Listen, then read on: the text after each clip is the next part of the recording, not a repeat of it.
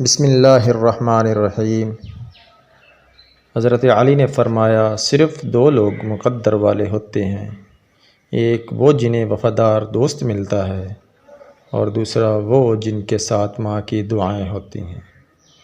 حضرت علی نے فرمایا کبھی تم دوسروں کے لیے دل سے دعا مانگ کر تو دیکھو، تمہیں اپنے لیے دعا مانگنے کی ضرورت نہیں پڑے گی۔ حضرت علی نے فرمایا انسان کو اچھی سوچ پہ وہ انعام ملتا ہے جو اس سے اچھے اعمال پہ بھی نہیں ملتا، کیونکہ سوچ میں دکھاوا نہیں ہوتا۔